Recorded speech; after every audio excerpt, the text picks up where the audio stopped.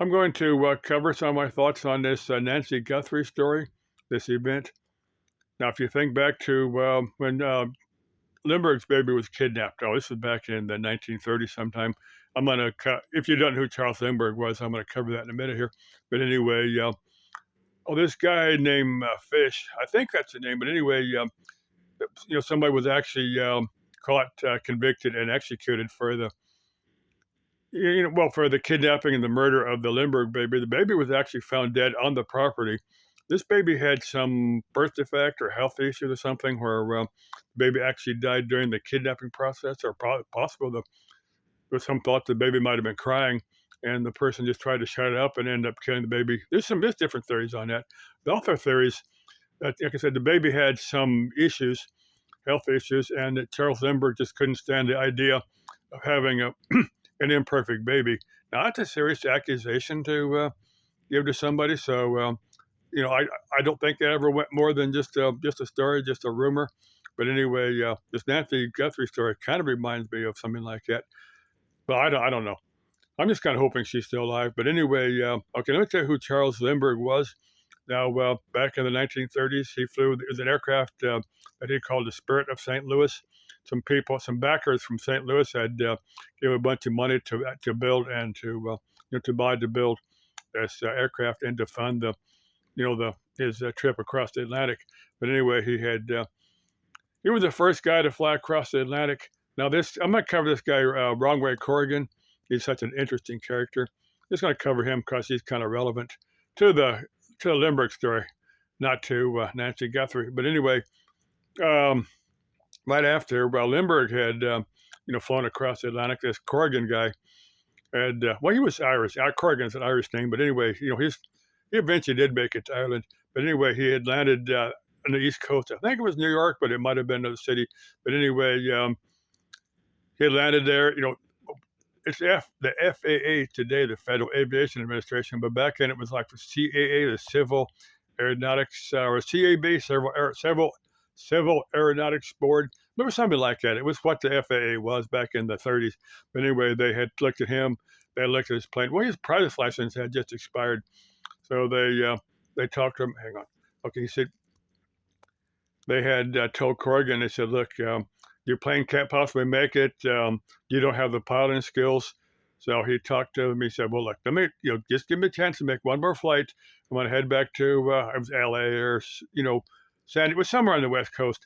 He said, "Look, I'm going to, get my plane, fixed up, ready for the flight. I'm going to bone up on my piloting skills." And they said, "Okay, well, you will give you one more flight."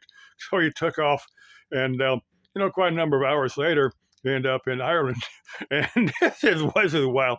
And they asked him. I said, they had asked him. They said, "Hey, they thought you was headed from to the West Coast." And the guy goes, "Well, I must have gone the wrong way." And he ended up with the nickname Wrongway Corrigan. You can look all this up. This is a interesting part of history. I think it's really cool. But anyway, very famous story. It's lost to history, or not lost, but not well known by in the 21st century. But look it up. Go to Wikipedia and type search Wrongway Corrigan.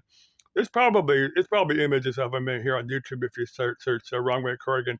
The story's certainly out there. But anyway, like I said, that name got affixed to him, Wrongway Corrigan. But anyway, let me get back to Nancy Guthrie. Now, if you think back a couple of days ago, our country was ready to plunge into anarchy, over these ice raids and stuff. It was ready to plunge into, I call it a third civil war. Now, the first one was fought back in the 1860s. Now, if you think back of the problems we had back in the mid 1960s, you might call that a second civil war. You might be thinking of what was ready to plunge into a third civil war, and this Nancy Guthrie story has kind of to me, I think it's a distraction. I'm asking my viewers, what do you think? You think someone out there has the media has certainly changed their attention. It's breaking news 24/7 of this Nancy Guthrie story. The news is all over it. You think Nancy Guthrie is You think someone has orchestrated this? Someone has used this as a distraction? That's the way I see it. I don't know. Now, if you think, well, let me go back to Charles Lindbergh. Now, just before World War II, he went over there.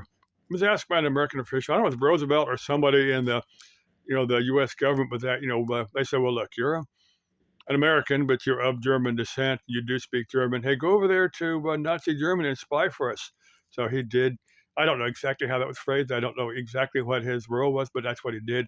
He went over there. He came back and said something to the effect, because I wasn't privy to these events, but he said something to the effect that these Nazis aren't such bad. This is before a lot of their atrocities were well known, but he said maybe we should back the Nazis and not the Allies as we did.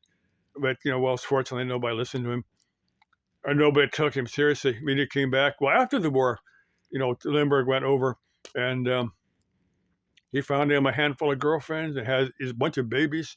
And these babies, they're old adults now because they were born in the 1940s. There's probably still a bunch of them around. They had families. So he's Lindbergh's got a bunch of kinfolk either over in Germany, or maybe they said, well, look, our father or grandfather, whatever, was American. Hey, we're going to go back over to the U.S. and make a life there. I'm sure Lindbergh's got a bunch of his babies, still around. Just kind of an interesting thought. Let's see. Let me get back to Nancy Guthrie again. Sorry to be bouncing around back and forth.